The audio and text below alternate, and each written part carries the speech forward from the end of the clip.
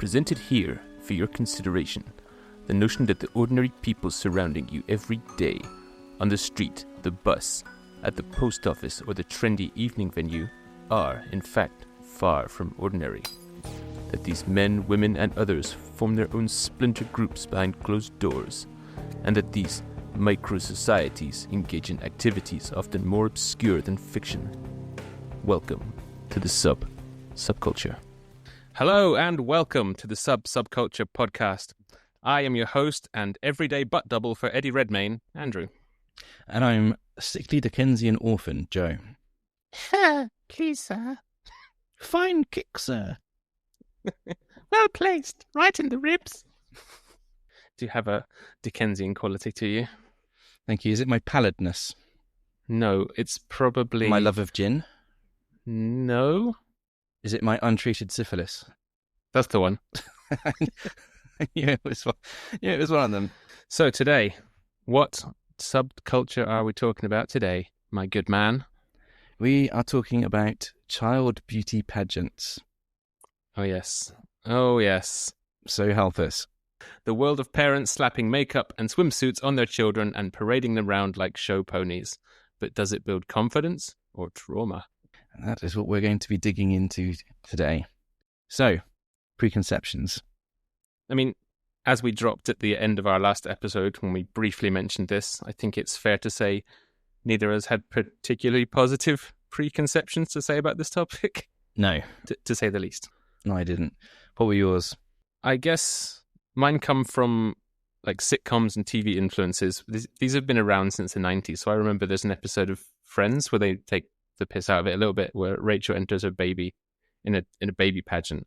And I guess from stuff like that, it's at most you think of kind of bitchy, creepy and competitive way for people to compare their children, like some kind of obscene dolls, or for people to, at worst, expose their kids to a room full of creeps and perverts, and it encourages the sexualization of young children. That's my straightaway impression of it. So it's fair to say, you're undecided about it. It's fair to say I came into this with a fairly positive mindset. Yes, those are all things on my wish list. I had this impression. I'm not sure where I picked it up from. It's just one of those things. Maybe I saw a reality TV show about it one time, or it's just one of those things that's floated around in the popular culture because it's so distinctive. But I think I felt that this was parents exploiting their children for money in a miniature version of adult beauty pageants, which is something that's already a bit strange. But yeah, and I guess I thought it was about the money. I definitely suspected parents of having suspicious motives in this. I kind of thought it might as well be children being bratty and little spoilt children wanting to enter these pageants themselves, but I wasn't sure. I mean, I wonder if we need a disclaimer up top here that we're definitely going to be making jokes at the expense of the adults in this community. I think we would say, but in no way do we want to belittle any actual victims of child abuse, and we find that kind of behavior and anything related to paedophilia completely abhorrent and unacceptable. That's the heaviest disclaimer that anyone's ever dropped on one of these things, I think. It's necessary because I've already leaned away from using the word paedophile before I put the disclaimer. Pedo, you're all fucking pedos, I fucking hate you. All right, strap in, listeners. This is going to be a wild one. Sister. Woo! Now you know roughly where this is going, so yeah, strap in. Let's hit up a definition, though, proper definition, before this degenerates any further. Lay it on me. Okay, so I think that Wikipedia entries are usually fairly vanilla, right? But even Wikipedia has it listed as controversial within the first 7 words. A child beauty pageant is a controversial beauty contest featuring contestants under 18 years of age. Competition categories may include talent, interview, sportswear, casual wear, swimwear, western wear, theme wear, outfits of choice, decade wear, and evening wear. Dependent on the type of pageant system, glitz or natural, contestants may be wearing anything from makeup to fake teeth known as flippers, elaborate hairstyles, and custom-designed fitted outfits. Right. There you go. So it sounds like there's more being judged here than just beauty. Beauty being something subjective anyway. So the categories, you said beauty/formal wear was one? So with the requirements, the judging criteria for that are in theory, facial beauty, grooming, elegance, probably what most people think of as beauty pageant judging criteria, right? I guess this is going to depend competition to competition and region to region. But what really I find troubling one of the many things I find troubling is that amongst the categories the contestants can be judged in, there's also the age brackets that they fit into, or that can be found in these kind of competitions. So they're generally broken down from 0 to 11 months. That's 12 insane. to 23 months.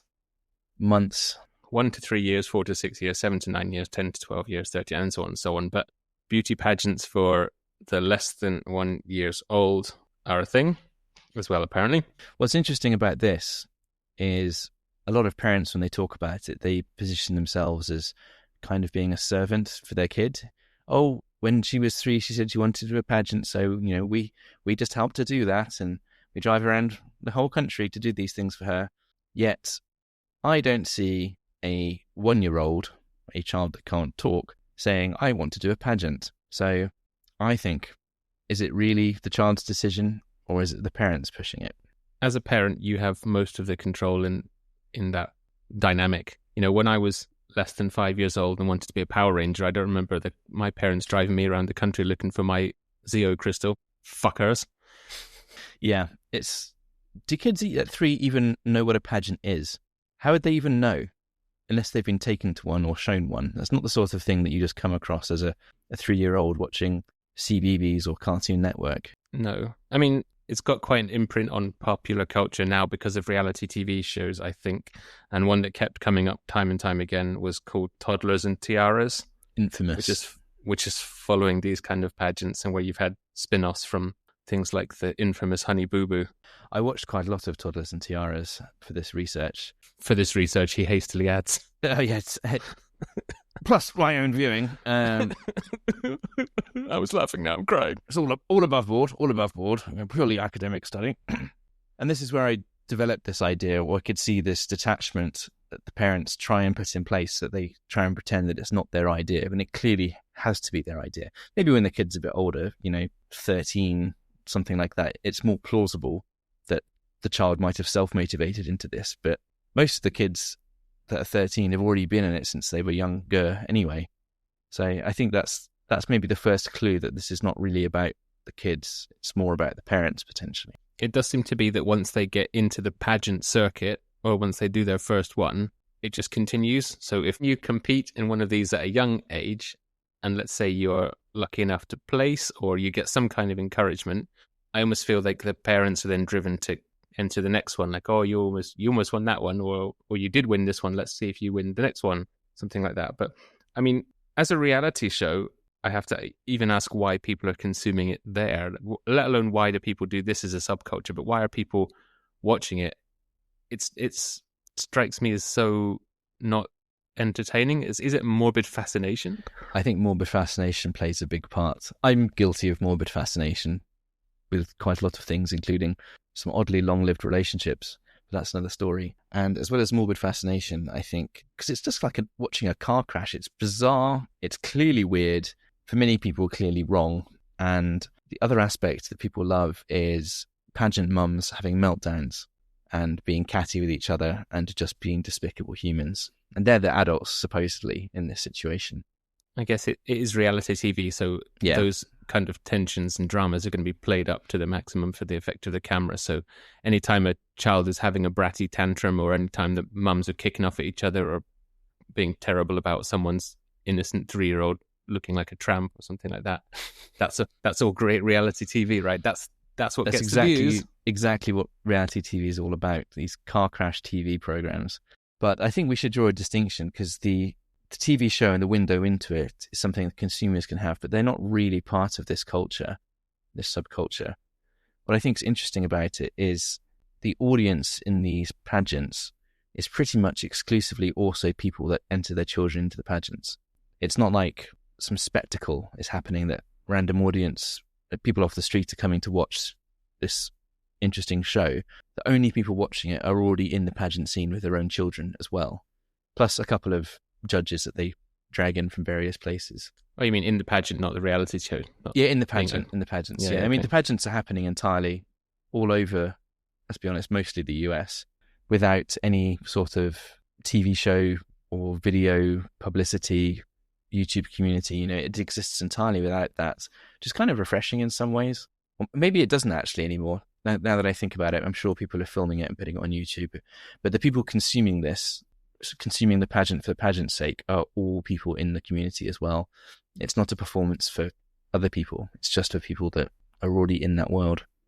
Yeah, I wasn't prepared to go quite that far down the YouTube hole and start watching people's home uploaded videos of pageants that weren't already televised. Like that felt like another level of creepy. I mean, I can't be unbiased about this. I've got so many issues that spring to mind when I think about this whole thing. So let's put a pin in that for now, and we will try to find the positives in this. For now, shall we go through the categories by which these contests are judged and try and understand what they're meant to be judged on, but the reality of what they're actually judged on? I think that's interesting. All right, mate, go for it. Let's talk about the category of children in hot pants. Yay! So there's beauty, which is what most of us understand this to be about. There's talent. So supposedly they're judged on creativity, originality, skill. And there's a personality/interview category as well, which is supposedly judged on confidence, charm, and communication. But I think the reality is, for beauty/formal wear, what's really judged is whose parents spent the most on dresses, spray tans, hair pieces, fake teeth, basically pouring money into it. For talent, it's really just judging parents' choreography and coaching budget. And for the personality/interview, it's really just judging how well a 6-year-old can recite rehearsed one-liners without freezing in some sort of canned response. I guess that there's probably a bit of a mix and match in these categories. Like the really young kids, you're not going to expect to have a talent portion and judge them on who plays the piano or twirls a baton the best. But if this goes up to, ages of 16 and stuff, some of those eloquence and talent options might be a bit more viable, at least. You could have talented teenagers, yeah. You'd think so, but you've got categories. These go all the way down. I don't know how low they go, but at least as low as age 4. And these kids are just doing these rehearsed teens, watching what mummy's doing in the audience to remind them. And kids who are 6 are repeating that they want to be doctors or nurses or that kind of stuff, or what their hobbies are. And they're saying stuff on the stage, and then later the TV show goes and interviews them about stuff, and they can barely string a sentence together because they're 6 and they're shy or whatever. And they seem more adult on stage than they are in real life. Well, that's probably a good point as well, making them seem more adult, and what you mentioned about spending money on them, because I believe there's, as I said, there's glitz and there's natural. The glitz one is where they really plaster them in all this kind of stuff, but it's really strange to see a 6-year-old or less or more being made up to such an extent that they look like a glamour shot from someone who's in their 30s or 40s. It's from the weird. 80s. It's weird, isn't it? It's uncanny valley. This child who simultaneously looks 4 and 30, who's dancing like an adult might. Ugh. It just makes the brain go, ugh. This doesn't look right. Everything shuts down. Yeah. I did come across a 3-minute Sky News UK article or piece that was 9 years old now, but it was calling it, I guess it was just doing an expose, not even that, if it's just a tiny bit of fluff news probably. But it mentioned that at that point, the pageant or the child pageant industry was worth $5 billion. Oh, it's big industry. $5 billion. Like, that's an incomprehensible amount of money for this. Like, how is dressing your child up like a doll at best making that kind of money? It costs thousands to get these dresses and these the spray tans and hiring coaches and things like that. There was one parent who spent $250,000 on entering her twin 1-year-olds over a year's worth of pageantry. $250,000. What do you get out of it that's going to be worth that money? You're not going to make that back. They're not going to be winning massive prizes. I thought at the beginning this was going to be about prize money, but it isn't. The prize money is peanuts. It doesn't even cover the expenses of the hotels most of the time to get to the pageants. The money is totally irrelevant. The kids, if you give it to the kids might think it's a big deal. Like, I won $1,000. Yeah, mummy spent $1,000 on your dress and $500 on a coach and $150 on that tan and $400 for the hotel room and $300 for the flights over. So it ain't about the money. So it's about something else. I guess for some of them, that's how they try and justify it to themselves. Maybe that, they win a trip to somewhere, but the amount you're putting in isn't what the prize is worth. No, nothing close. So there's actually an article I've got open on the screen here from thecut.com where a former pageant winner or runner-up interviewed a bunch of other pageant winners themselves. And this came up from one of the girls. It was a particularly poignant quote along the lines of what you just said. She said, "People were living in trailer parks but spending thousands on pageants. Even I made a part-time job coaching girls for $25 an hour, which is such a high wage in Louisiana. The average household income is $21,000, yet people spend all that money on pageants." And she's talking about them, it's a $150 entry fee for some of these, or to compete in Miss Louisiana Teen, which is statewide, it's $750 to enter the competition. That's a huge amount of money when you're on a low-income household. So a lot of people don't have. So what's it about in that case? Something that's interesting is I thought, not that I'm judging children on their beauty or anything, but I guess I kind of am. I have to. Most of the kids in these pageants were average-looking kids, or like maybe a bit above average, but not exactly a stunning child. They were mostly average-ish looking children being pushed in by distinctly sub-average parents. This isn't showing off a child who happens to be a stunning child. I think, wow, we'd be remiss if we didn't do something with this phenomenal beauty our child is. And the fact that the parents are all, they all look like carrier bags full of porridge. That's oatmeal for you in the US. Yeah. Grocery Plastic bags full of oatmeal. Exactly. Exactly. They ain't lookers themselves. And you might think maybe if they were pageant children themselves, they'd enter their own children. The coaches tend to be ex-pageant children. You can see the coaches tend to be relatively good looking because it makes them have credibility, I guess, but the parents aren't. And I think there's something going on here where maybe the parents have lived their whole lives without feeling beauty, without feeling validation, and they desperately want that, and they see pageants as a way they can get that through their children, because validation of the children is validation of the parent if you're narcissistic. I mean, to your point around their average looking children, I mean, all children are not fully formed people. They're all going to be kind of unshaped, unstructured to an extent. They're still growing into any of their features. So I don't know. It's possible to have cute children who later become uggos. or uggos who later become cute, or people that just remain cute their entire lives, or, people have, it goes up and down, right? But you're right, that doesn't seem to be what's being judged, because you couldn't see any of that if you've just stuffed a load of fake teeth into your kid's mouth, sprayed a tan on them, or worse, sent them to a tanning salon, put fake nails, fake eyelashes, fake hair on them, and then makeup. And the kid looks nothing like how they started. You could take an average kid and a good-looking kid, apply the same treatment to them, and end up with pretty much the same result. I mean, I think your point around, I guess that enters into the territory of why do people do it, and the main motivation we could find, it's not the money, clearly, because they're losing more money than they're making. It does seem to be this idea that the parents are the ones that are driving it and are getting something out of it, this validation. They're living through their kids, and they're the ones that they're pushing them into it. Totally. It's narcissistic validation. And the people that win this don't even get the money out of it. The people that don't win, which is most people, they just lose all of the money. I mean, the money is irrelevant. What's interesting as well is the kids that win a little tend to win a lot, if that makes sense. There's one kid whose real name was Madison. Her stage name was Tootie. And why does your child need a stage name when she already has a porn star name?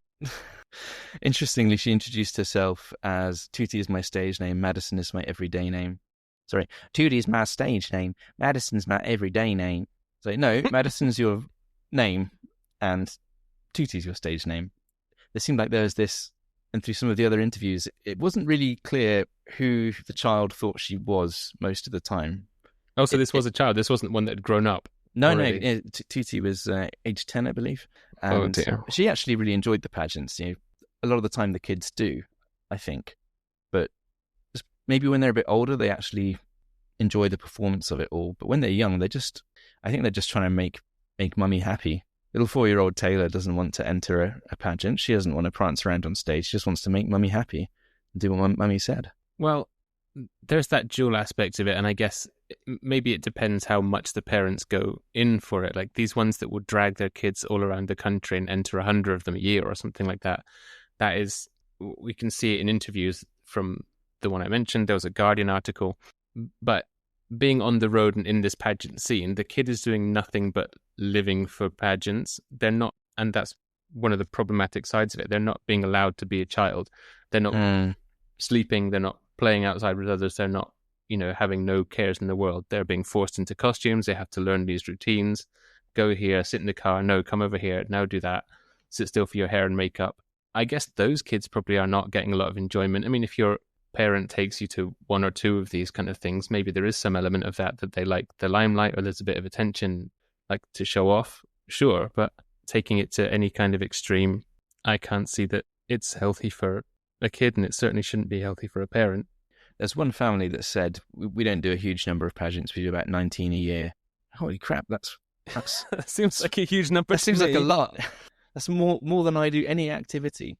So it is starting to spread to the UK, or it has been since about 2009, 2010. It's coming to the UK as well. So if America does it, we'll soon follow suit. I don't know why. The money. No. This can fuck off. Nope. This can fuck off with baby showers as well. Gender reveals. That can absolutely do one. This article from The Guardian was interviewing one of the UK contestants, quite a young one. I think she was like 5 or something. I don't know if they're really talking independently about that. Did she enjoy entering the beauty pageant? Amber thinks for a second, then nods her head. Will she be in any more? Yes. She pauses, a touch uncertainly. If mummy tells me to. There you go. Case closed. There you have it. That's all I needed to hear. Positive validation of my prejudices. The kids just want to make the parents happy, and the parents want to make themselves feel good, I think. Frank Furedy, professor of sociology at the University of Kent, says modern parents are often highly emotionally invested in their kids as an extension of themselves. And this narcissistic view that whenever the child shows an interest in something, they'll be the best at it, or a celebrity, because that's what they see on TV and that's where they want the fame from it. And he reckons that's how they are sort of living through the children, and this celebrity-obsessed culture means that they see pageants as a way of the kid becoming famous and then becoming famous by proxy. I think so, and validating themselves in the process. A lot of the time parents say, oh, it's for building confidence, or it's for them to get over their shyness, or this is a route for them to network and launch a career later on as a model or a celebrity or something like that. And that's kind of how they sell it to other people and sell it to themselves. And no one wants to say you're sexually exploiting these children, because that means it's at least crossed your mind. And then they can say, oh, how could you think such a thing? It's, they're just children on stage being children, but they're not. They're rated against odd adult beauty standards. They're encouraged to be flirtatious. They're encouraged to do provocative things in their dance routines, because for some reason the judges reward this behavior. Yep. It really does encourage poor patterns of behavior that shouldn't really be seen in children. And that's not just from this idea of doing dance routines that aren't appropriate for children, which, I mean, they might see on MTV or something. They wouldn't necessarily understand what's happening in a Pussycat Dolls. Oh, how dated are my references? They've been dead for years, Andrew. Yeah.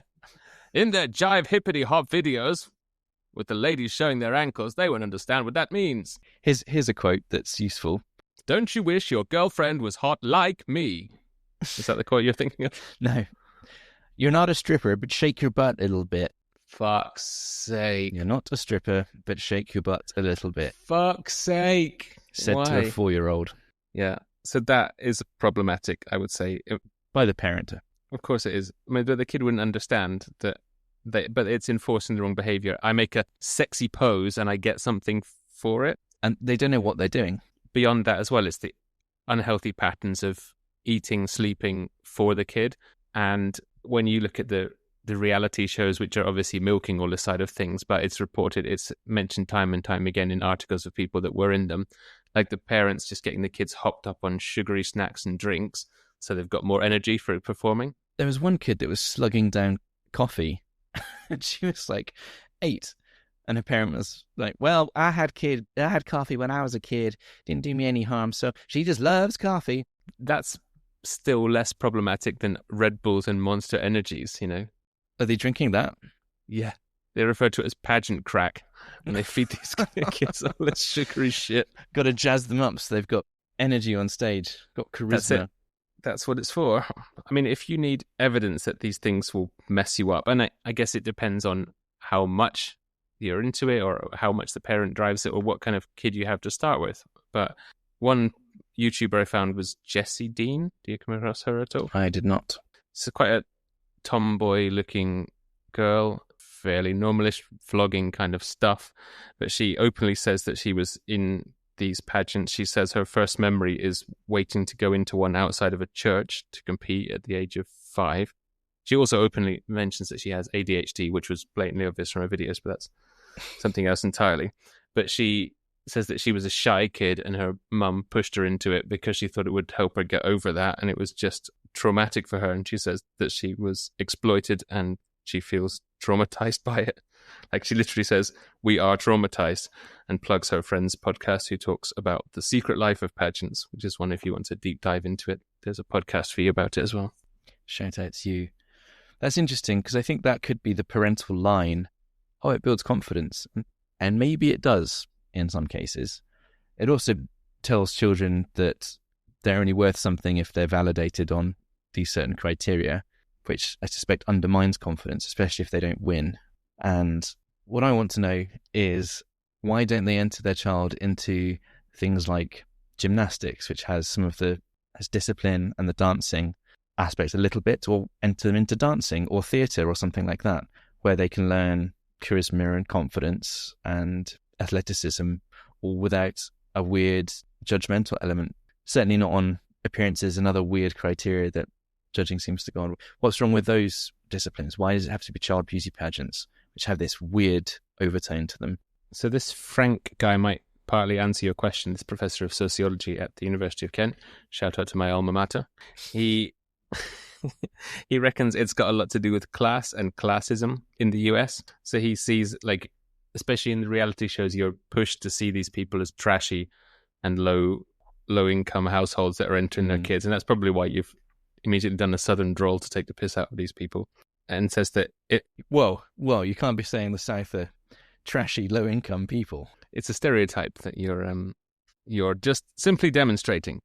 I will rebut your claim shortly, sir, but continue your point. So it's seen as trashy to push your kids into these kind of pageant things. Well, it is. Whereas it's seen as middle class if you push your kids equally hard to take up piano or violin lessons or something like that.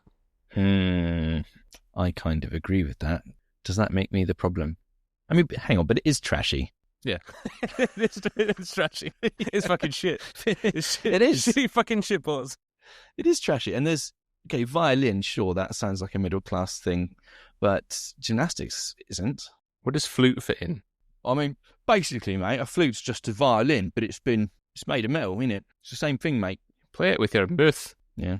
I don't know. Any instrument that's not found in a rock band is posh. Any instrument I can't hit with a stick, legitimately, is beyond my capabilities. Spoken like a true drummer.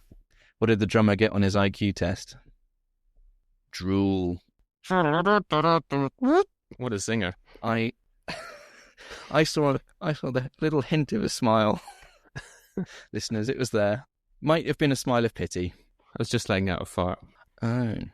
So do you want to talk about the history of pageants? Or do you want to we should. And I will carry on railing on it. I will explain why I've been doing a southern drawl. It's a fun accent. It's a great time.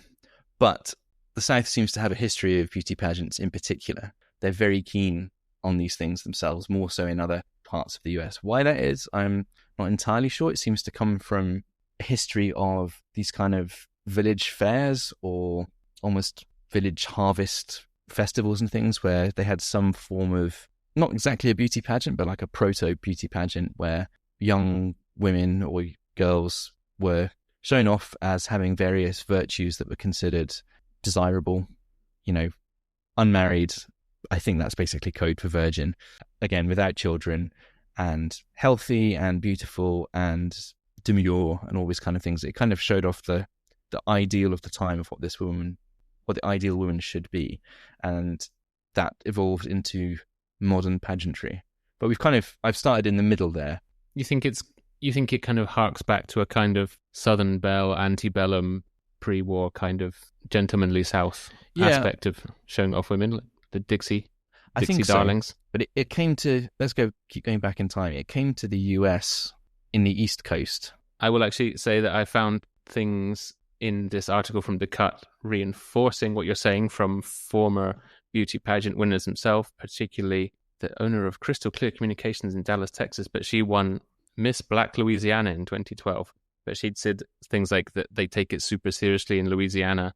It's a big deal in the South. It's a way to buy your child celebrity status in the South. So it's not just, you haven't come up out of nowhere. I'm backing your claim, sir. Thank you, sir. There's not so much to do down there for entertainment in low-income towns, so I'm told. And this is something that you can do, not exactly for free because of the massive expenses, but it's something you can do in a town hall. It's maybe one of the reasons that it's popular in these areas. Let's just open the door of our way back machine, jump in our history box here, and wind us back. Where do we think this pageant idea started? I think it appeared in the earliest history we have in ancient Greek civilization, where they had some form of beauty pageants for men and women, as well as what's now become the Olympics and other feats of athleticism, or even kind of bodybuilding contests of the day. They were quite familiar with this kind of stuff. That was pageantry of the human body, but not necessarily children. So Sorry, I should say the history that I've been describing so far is for adults. The conversion to children came much later. I mean, the Greek and Roman mythologies have all got stories of women being judged the fairest or competing for the affections of a man.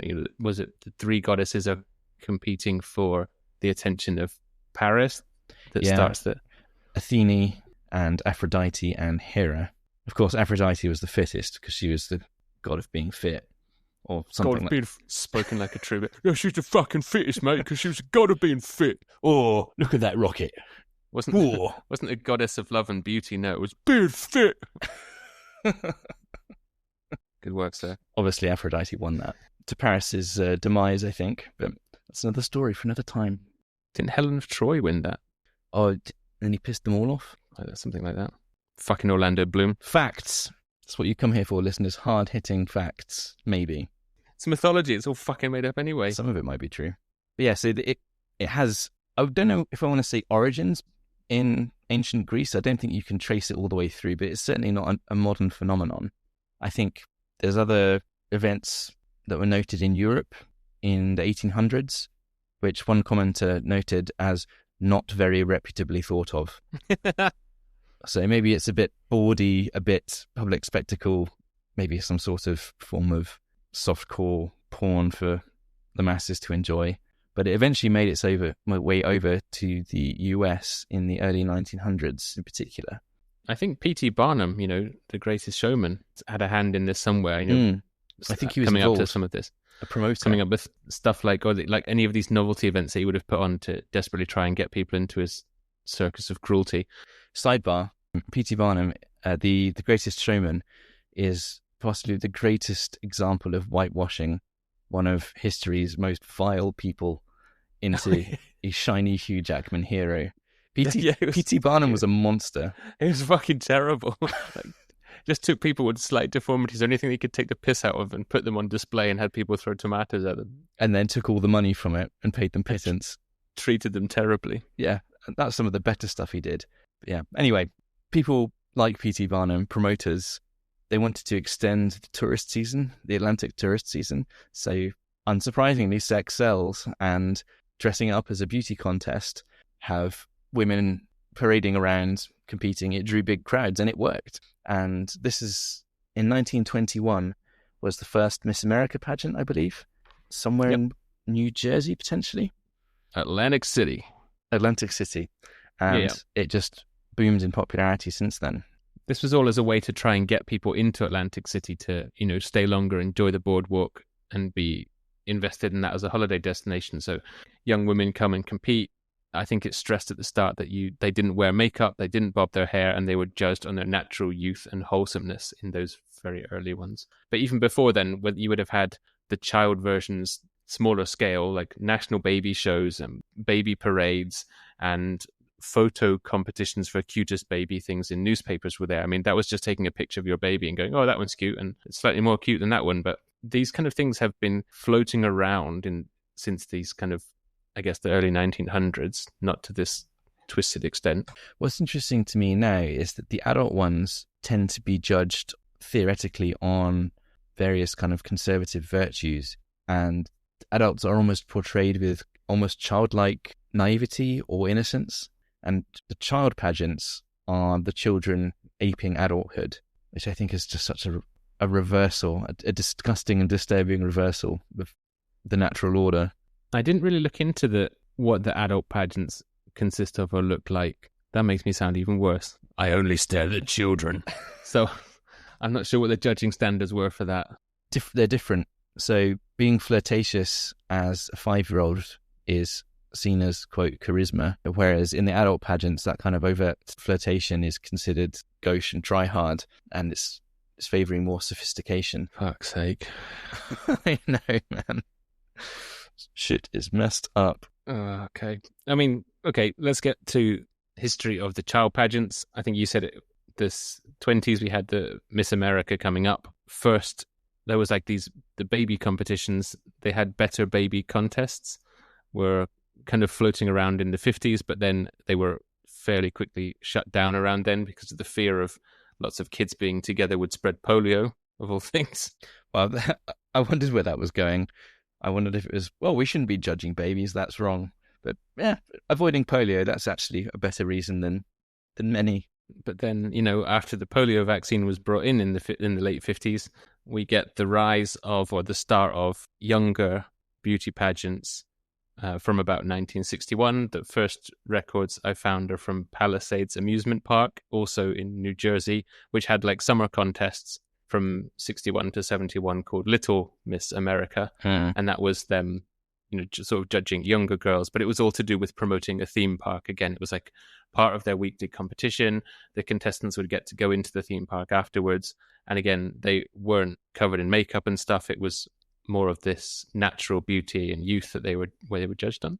Cut to now, and we've got 3-year-olds in bikinis and spray tans. Americans will compete over anything. And if they failed in their own life, they get a chance to compete with their children from birth, pretty much. There was one messed up interview where this mum said she had kids just so that she could enter them in pageants. How fucked is that? In my opinion, there's not really a good side to this. But I mean, I found some girls saying there is a good side to this. But to your point, the lengths and the extremes that the parents seem to go to for these things is ridiculous. So we've mentioned some of the sillier ones, like the flippers of fake teeth and how much they would spend on a dress. But there's some really dangerous or fucked up stuff that people are doing to their kids for these. So spray tan is bad enough, but it's human safe paint. It's made for that. Mm-hmm. They were, where did I get this? This was a YouTube video from The Thing Celebrity, but it's been backed up in several other articles that mentioned that some parents are making their kids go to tanning beds. And in fact, one said they were sending their daughter to tanning beds 3 times a week. To the cancer bed. Yeah. They might be forced to go on extreme diets before they're even in their teens to make sure they're at pageant weight. Oh, God. And the worst, the absolute fucking worst one I saw, and this was exposed on a BBC News article, and the GMA, which is a branch of ABC News, reported it, but some parent had their kid taken off them because they were giving this 8-year-old Botox injections. Are you fucking joking? Nope. Botox injections. And if one parent's doing it and got caught, they're not going to be the only one. Not the only one. It's like the VW emissions scandal. If they're doing it, many more are. It's exactly the same. It's exactly what I thought of when they said Botox in children. I thought of car exhausts. Fucking wrong with you. So let's try and find the good sides for this, and then we'll do the dark side if we've not covered that already. It's only been dark side so far. Yeah. That's all it is. Good side. You're right, we should. What's good about it? It rounds up all the paedophiles in one convention hall so we can shoot them all in the head at once. Okay, interesting point on that.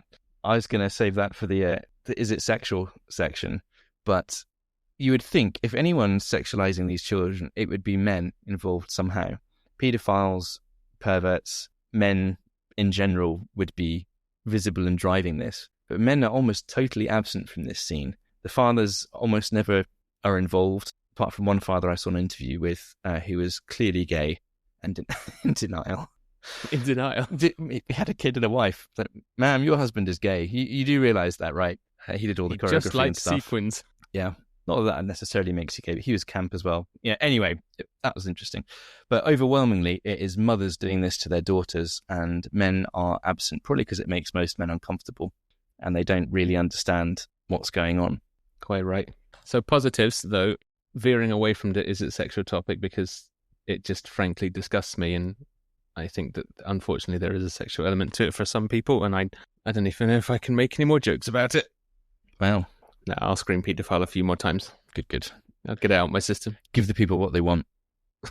No one wants it. I'm going to go back to this. Has been like my star source, this thecut.com article. A rich vein of information. The Cut on I was a pageant star. 6 adult women look back. There was quite a few positives that these women, I mean, they might have, and she admits that up top, they might have a slanted angle on this because all of them had some kind of win, like Miss Teen Photogenic in 1998, and 100 plus pageants from age 3 to 7. Miss Louisiana Elite in USA 2011. You know, these are girls that have been in the pageant circuit all their lives. One of them, and that one in particular actually, was talking about her mother committing suicide when she was 10, and she found it therapeutic, and it was a good way for her to get it out and talk about it by doing pageants. I'm not sure how that, not really sure the how talent that works. section. But there's a few mixed reasons that they had that they saw it as relatively positive, their experience in it. So one said that her dad was hospitalized and was quadriplegic, and she was motivated to do pageants so that he'd be able to see her on TV. The one who mentioned it about kind of, it's a way to buy your child celebrity status in the South. Hang on, couldn't she just go and visit her dad in hospital? Nope, it's got to be on TV. Yeah, that's a good point. I'm not sure that really makes sense as him. That is a dubious motivation. That sounds like something she was fed. Or like something that she could be proud of. I don't know. I'm not going to... Some shit. I don't know. I don't want to knock these girls down anymore. You know, they're the balancing act on this mostly negative seesaw. Some of these sound like reasons that are genuine to the individual. That one sounds a bit like a parent fed it to them. Maybe. I mean, one of them did say it helped me get over my shyness, and actually talks about that it was positive for her, and it did make her come out of her shell. And one who went on to be a journalist, let me go find her, Miss Sunburst Petite, Ohio Junior Miss, America's Junior Miss, 3-time top 5 Miss Ohio competitor. Wow. She went on to become a news anchor journalist, and she said that the pageant world, she talks about it being kind of rough, but she said it helped her develop a thick skin, which was useful for her later on as a journalist. And that's almost like finding a silver lining, right? That's like stating the benefits of bullying. Yeah, more or less. Yeah, the other girls didn't like me. They spread rumors that were never true. I always wondered why they didn't like me. Even now when I meet someone, I question whether they really like me. Great. And this is a woman that has a positive experience of this. A win for pageants. A lot of them get body... Well, hang on, sorry. That's negative. Body dysmorphia obviously comes up, being critiqued on these things. But positives, yeah, I think you've actually found more positive sides than I have. I don't really have much to add to it. Those are the things that I found. Confidence. On the whole, people that were child beauty queens, when they look back, it tends to be negative. They tend to have unkind things to say about their parents and tend to have issues left over from it. But not all of them. And some enter their own children in beauty pageants, although you can tell from a lot of the mums doing it that that's not many of them. But most people in pageants seem to want to get away from them later. How many people enter these competitions? You know, like, let's just take a rough number. Let's say 200 kids enter a single pageant. Yeah, maybe a statewide one, right? There's only going to be a maximum of, what, 3 winners, 5 winners? That's a winner and a few runners-up. Some other categories. First alternate, second alternate is what they call the losers. Let's say 90% of those children are not going to be winners, but they're still going to go through some relative amount of pressure and stuff from the parents. And you can see the parents are disappointed when the children don't place. And they say, obviously, I won't say anything to Taylor because she bottled the interview section like an amateur. I obviously won't say anything to them. I obviously won't say anything to her, but that probably seeps through somehow, doesn't it? I don't think they're suddenly going to be angels about it. They're going to know that they disappointed mummy. Yeah. They didn't get the McDonald's on the cart ride home because they didn't win. Because they're too fat. Like, even if mummy doesn't tell you did shit, but she doesn't take you to McDonald's, you know. That's the sort of thing children pick up on. Yeah, it's not difficult. Yeah. They're in denial about it as well. Some of them you'll see like, oh, we knew it was rigged. We knew she was going to win because she talked to that judge. I think there's something to that, actually. So, to reference Tootie/Madison, again, she had won 13 out of the last 16 that she'd entered. And that's just not... This is not something like boxing where someone can be that dominant. This is an entirely subjective judging criteria. It's not possible to be that good. You can't be that much better than all of the other children, 13 times out of 16. So I think there is something at work here in how the judging happens. A kid that's won a few of them gets more favourable attention from the judges because they're seen as the one to beat. Maybe their mum is in the scene a lot and is very well known, and there's a kind of popularity there or popularity bias. And, I think it all rolls into a kid that's won a bit with a successful mum that knows the right people is going to win more. So ironically enough, it's not even just being judged on the child's beauty, which initially seemed bad on its own. And now it's not even a fair competition. Sometimes it's just judged on who's spent the most, unofficially. Yeah, how do we know that they've decided to go all in and they put the most money into their child's outfits, or they've made their child have 3 or 4 or 5 of them, like a lot of costume changes, and the judges are like, oh, so original. That pink bikini was so much better than your blue bikini. It sickens me to say it, but they do. They dress their kids in bikinis and hot pants. Trashy, cheap bikinis, not going to win you any prizes. But I think there's a correlation between those girls that have won prizes coming away saying that they were able to take positive experiences out of it, and everyone else, Yeah. the ones that I said on YouTube that just goes, yeah, I was traumatized, so I didn't win anything. Of course I didn't, because I was a shy kid who just stood there in a blue dress and basically cried. But yeah, and then you learnt that you're clearly not valuable because you're not providing validation. You're not being validated for these features that are supposedly important, says everyone in that entire room, in that shabby Hilton hotel lobby, conference suite.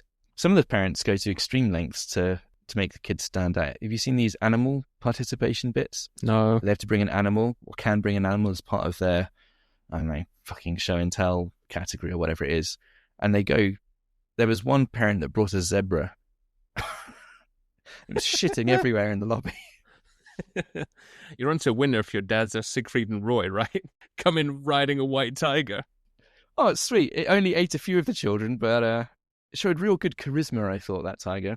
Really brought out Taylor's eyes before she was eaten as well. For my talent, my daughter's talent, I've tamed a puma. Literally a zoo. It's madness. And Come, Frederick, all the other children, see how talented she is. Whilst it might not be direct animal abuse, I find this makes it even more grotesque, even more disgusting, is somehow involving animals in this stupid, superficial, banal activity where the animal is just exploited for its cuteness. I don't know, something makes it even worse about that. I'm more pro-animal than I am pro-human on almost all subjects. That bit actually bothered me less than the child exploitation that I see happening there. Shall we do the dark side then? Come on then. Do you want to go as dark as it gets?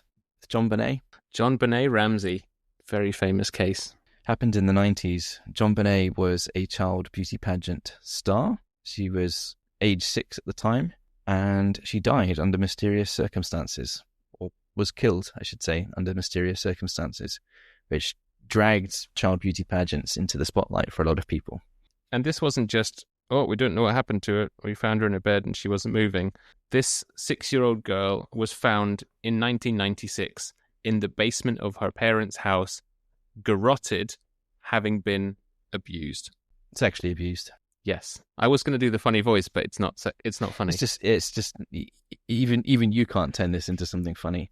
That's the thing that happened, and it's still an unsolved case. Supposedly. So something I think is particularly grim in this. Well, I've listened to a couple of podcasts on it, reputable sources of journalism, obviously, like us, such as Case File and The Generation Y. Both have episodes on John Bonet Ramsey. I recommend listening to that if you're interested. If you're going to do shout-outs, I would also recommend the last podcast on the left, who covered it in a lot of depth, and they will have found the lighter side of it. They're funny men's as well, but yeah, they go into quite a lot of detail on it as well. So whilst it might technically be unsolved, I think it's pretty clear from the story what actually happened, and I think her brother killed her, who was 9. The family had a book on advanced sexual behaviour in children, which I believe is for the brother. And I think he was swimming in this world where his sister was idolised for her beauty and all this attention lavished on her, taken to this pageant. Maybe the whole family dynamic even revolved around how beautiful your sister is. And she's being asked to do these adult sexual things, and it's just not a normal environment to grow up in. And maybe he was going to be a weird kid anyway, but I think all this mixed up in some strange love-hate sexual horror cocktail, which ultimately drove him to assault her and kill her.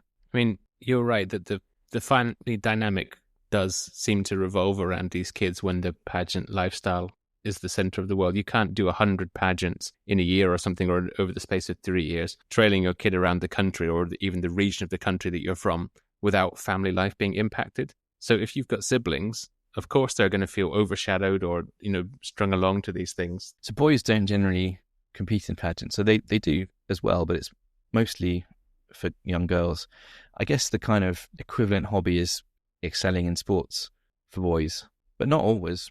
There are male pageants. I mean, they try and equal it out, but I think it's almost like a token effort to say that boys can compete too, and like a wide range of ages will be merged together because there's just not that many competitors. I think it's most popular for young girls because it's the mothers that see themselves in the daughters who want to be validated, and men don't work in the same way. We don't feel as rated on our appearances as women do. Plus the ever-present fear of being called gay by another man probably stops men from entering their sons. Maybe. So that's pretty fucking dark.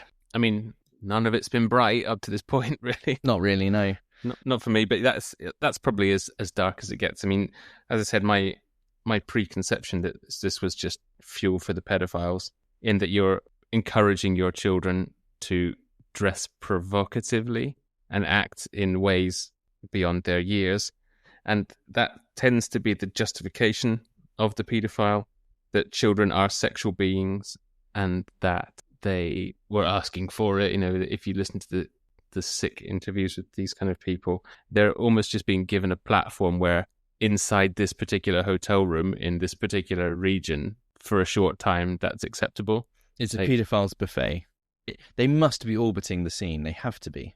You would think so. And it's troubling, and that's hopefully and probably part of the reason why the great nation of France have banned or made it illegal to have child pageants, but only for competitors under the age of 13.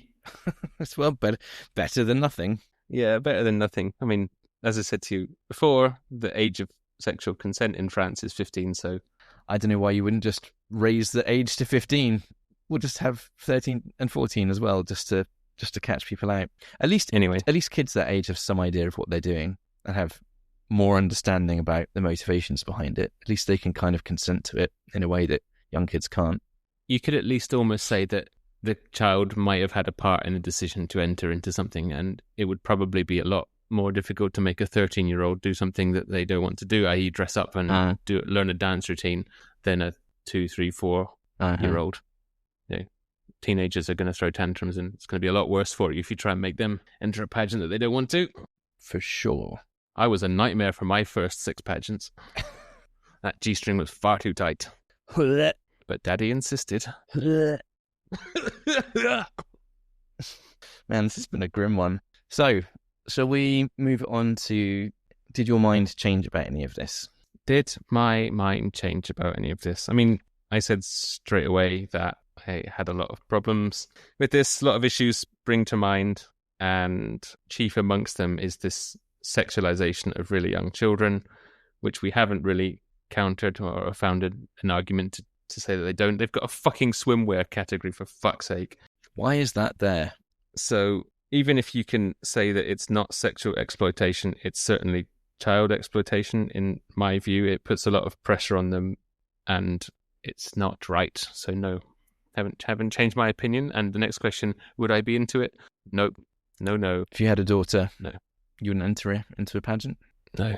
You wouldn't serve her up in a paedophile's buffet? At the low cost of body dysmorphia and self-worth issues? And $750. Yeah. Woo! I'd send it to a convent.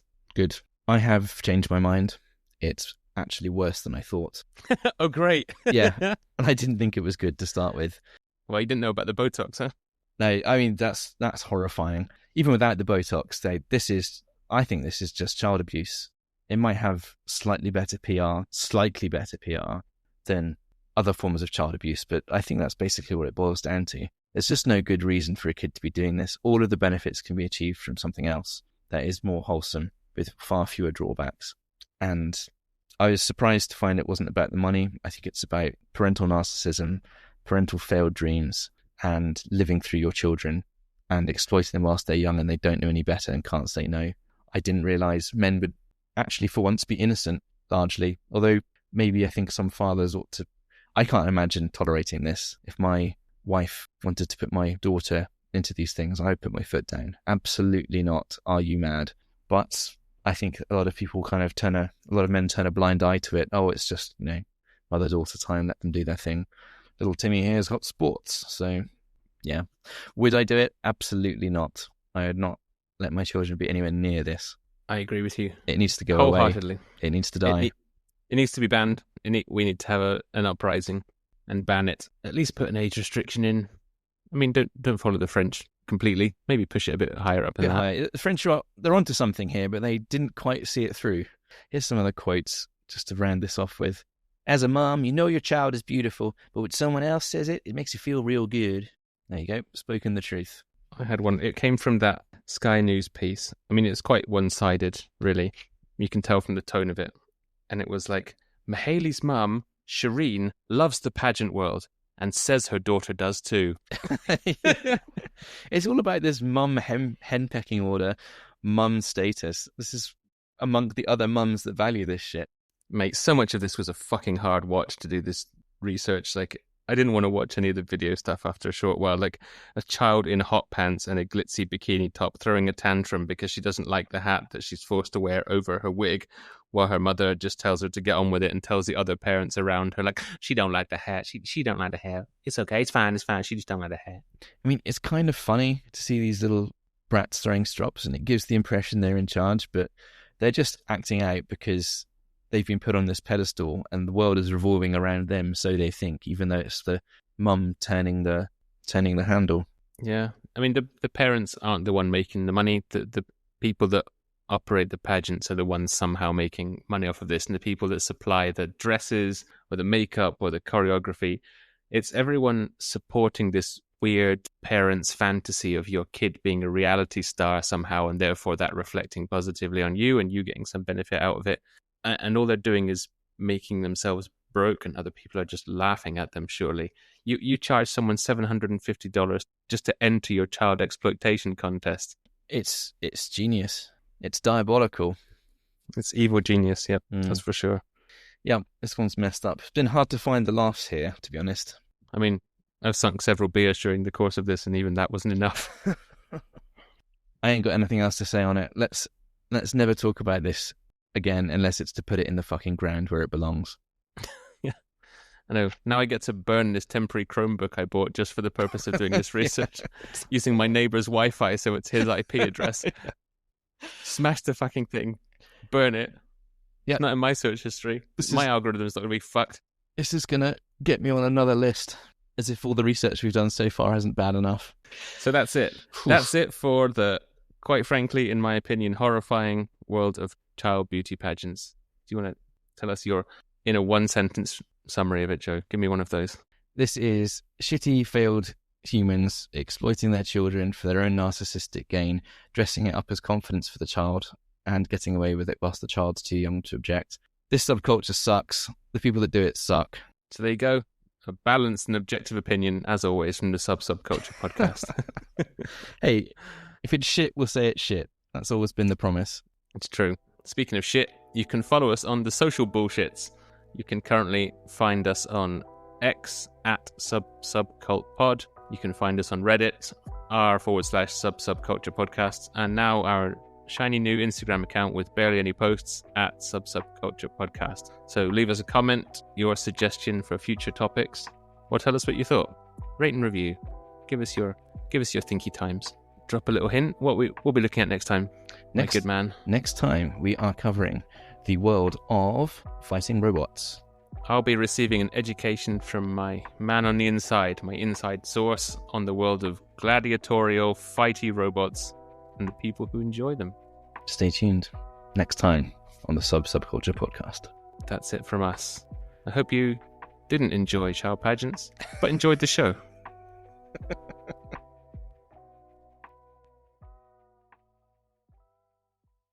Life is weird.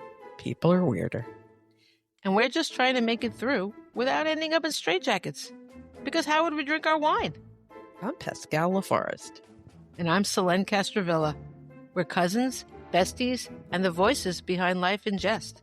A podcast that tackles the strange, the dark, and the ridiculous. With a healthy dose of sarcasm and whatever humor we can wring from the madness.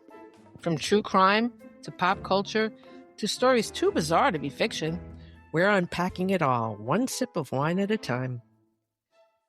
Follow Life in Jest wherever you get your podcasts. Because honestly, we don't know what's coming out of our mouths next either.